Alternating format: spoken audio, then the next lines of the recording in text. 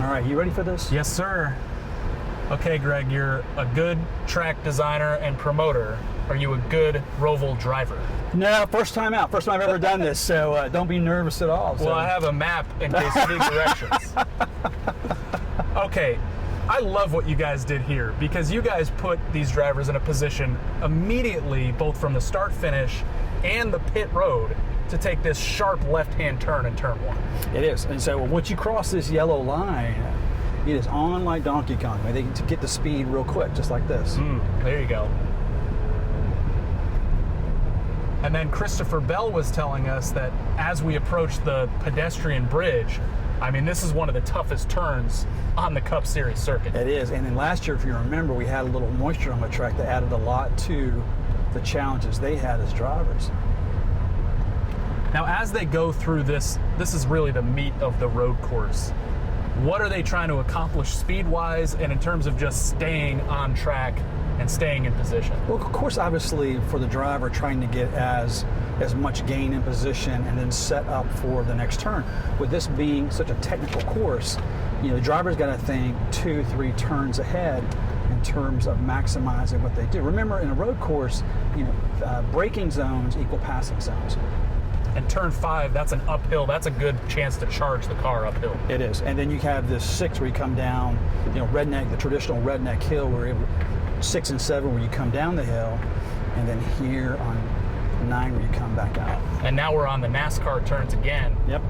How do these teams set up the cars to be half road and half oval? That's got to be really challenging. Well, that was one of the objections early on for us, was that the teams, the amount they would have to invest in setting these cars up properly to be able to handle the physics and dynamics that the car has to go through when it goes through this course. And now we approach the backstretch chicane. You're probably topping out your speed here, and then you've got to go down to first gear these drivers through this thing.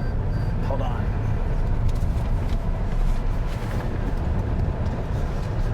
Nicely done. I think I lied about this being my first time. Yeah, you've done this before. All right, so now we're back on NASCAR turns 3 and 4. Traditional What's the goal 3 and 4. The goal is to get as much speed as possible before you get into that front stretch chicane. So a driver can really mess up here in turn 1. Absolutely, and this is one of those passing zones that Christopher talked about earlier, is that anytime you got to hit the brakes hard like that. And what is interesting, on a restart, the drivers are actually going straight rather than going through that front stretch chicane, so they're carrying way more speed going into turn 1 than they normally are when they're going through the normal course in the front stretch. And tell me about the drivers. They're okay with going off the course a little bit to hit the apex, but maybe not the blue. Again, it's all about geometry, right? You want to be able to get set yourself up for the next turn. The blue sausages, or turtles as people call them, are incredibly disruptive to the car. And so a driver wants to stay away from those. The red pads are kind of a reminder of where you are, and if you want to take that risk, then go ahead. But the blues are punitive and basically are designed to keep them on the course. Does the ROVAL, by design, present the drivers and their teams with more choices, both leading up to the race and in the race, than perhaps any other course in the Cup Series? What do you mean by that? More choices in how to set up the car, more choices in how to strategize throughout all these different portions of a track like this. I think it challenges the driver and the team because there's more to consider. Right, you're making all these right-hand turns. It's very technical. There's not a lot of forgiveness here, if you will. And so the driver's got to be up on it. And then as you look at, is it braking? Is it tire wear? Tire strategy? Because the tires will actually will wear differently here, given all the stresses that are put on it. All right, walk me through what you're doing in this backstretch. So you want to hit this apex and then cut it here. Probably would get on the rumble there. And then you want to go cut this turn here. And then you're going to set yourself up for that front stretch chicane. Now, this front stretch chicane was put in because Marcus wanted a place where, bottom of the ninth, bases loaded, 2 outs. Yep. And it was that last ditch effort. And you saw that, of course, right away with the first ROVAL with Truex and Jimmy Johnson. So you're going to hit this apex here and then clip this one and then clip that one. And then pick up speed right as you come out of it for start finish. Yep. Beautiful. You come back out, and this, now remember, you've got, 39 other cars out here trying to make the same turn, and people are going to have to hit the brakes, fight for position. And if there's any kind of course condition where there's a little moisture on the track, it can make for a pretty interesting race. I was going to ask that. I think the weather is going to be clear this weekend, but this is a track where we can race in the rain. Absolutely, yeah. And a little bit of moisture on the track makes for some interesting strategy. The cars have rain tires. The rain tires, the track's got to have a certain amount of moisture for those to be effective. How much fun was it to be tasked with helping set all of this up? Something totally different in NASCAR, totally different for Charlotte Motor Speedway, but you're breaking a little bit of tradition to do it. It was incredibly exciting to do so, to be part of a team that brought all this to life. I mean, this was a vision that our CEO had in terms of, we want to do something different. And we have this culture of being constructively discontent. How do we go from good to great or great to awesome? The ROVAL was just that manifestation of that, of doing something different in racing. And there was no room for error. We needed to be sure that we got it right the first time, because the naysayers, if we didn't get it right, the naysayers would say we should never make those kind of changes. This was a bad idea. So there was a lot of stress and pressure we put on ourselves that this had to be perfect the first time out. Obviously, you've driven it before, but what does driving it, what perspective does it give you in terms of what the drivers have to go through to navigate it? It's incredibly demanding, technical. You got to think through 2 or 3 turns ahead, like this backstretch chicane. How do you set up coming out? I remember the first test session we had out here, Jimmy Johnson got out of his car. He was soaking wet, and he said, "I just feel like I run a marathon." Yeah. These drivers are athletes, and this course demands every bit of athleticism out of them. They're constantly turning, they're constantly shifting, and they're constantly trying to anticipate what's coming up next and who's doing what. The course alone is challenging. Then you add, competitors and strategy and someone trying to get ahead. And the fact that this is a cutoff race makes all the difference in the world in terms of people willing to take risks. Have there been any tweaks that you've thought about that you just haven't implemented to this? It's been kind of the same for a couple of years now, and the formula seems to work. We're not going to do change for the sake of change. Someone suggested one time maybe we ought to put lights out here so they can race at night. That was kind of intriguing.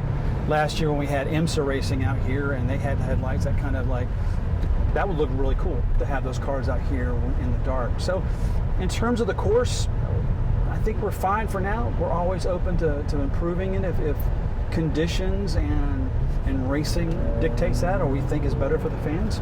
In the end, is it better for the fans and are the drivers safe? The one thing I love about the fan perspective, both at the track and watching on the broadcast, and even listening to the radio, is that there's something completely different going on each part of the track all at the same time to watch or listen to. And it's one of the only road courses I know of where you can actually see all the action from your seat.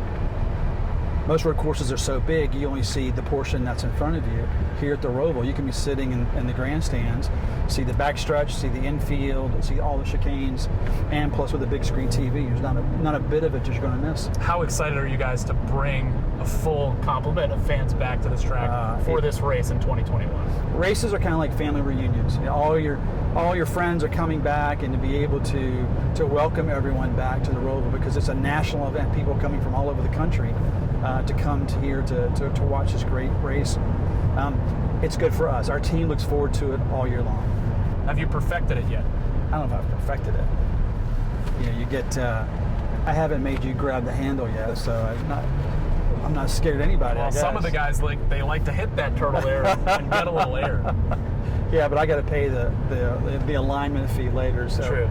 Much different position.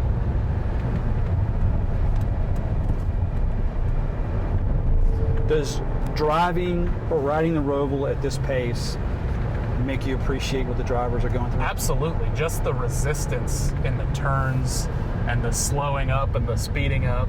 And I would imagine when they're shifting all the way down to 1 in that backstretch chicane, that puts a lot on the driver, puts a lot on the car. So the setup is really important. What was in riding this with me? what has been the biggest, wow, I didn't know that, or I didn't realize that the course did this? Well, I think just the respect I now have for approaching both chicanes, both the backstretch and the front, and how much control you have to have, and over your speed, over your line, and how important those two aspects of the track are to your success in this race. I mean, you gain a whole new perspective on it being in the car for those. A lot of people don't anticipate the elevation change, right? Yep. Coming off that last turn, like, wait, I had no idea that Turn you, 5? Yep, Yeah. that you dropped so much. And then just having to still be on the, I mean, I know they're used to it, but being on the NASCAR traditional turns and the banking too, and then going down to kind of a more even setup. And that's what makes the ROVAL so unique, to your point earlier, is the car has to be set up for a for an oval, and then also has to be set up for a road course and the pressures that go on the right side and left side of the car. Right, and we hear that, and you kind of alluded to it, left and right side of the car setting up. I mean, what, as much as you know in your job compared to what they do, goes into that during the week trying to decide how to set up the car? Well, you have to take into account certainly the brakes. You have to take into account the tires and how the tires are going to wear. The fact that you could have moisture and rain. You know, what is, you know, how do the rain tires figure into all this? The challenges that the ROVAL presents to a team are probably unlike anything else they experience, because you have this blended oval road course, i.e. the ROVAL. And we're all about challenging the competitors. There's the greatest drivers in the world, and the ROVAL presents the challenges, I think, that brings out their best. It's a great course. Thank you for driving it for us. I enjoyed it. Are there any open spots Saturday or Sunday you might want to jump in a car? If there is one, I'll give you the keys and let you give a shot. Well, yeah, I might need to take it for a test drive first. You got this thing down. Thank you, Greg. Thank you.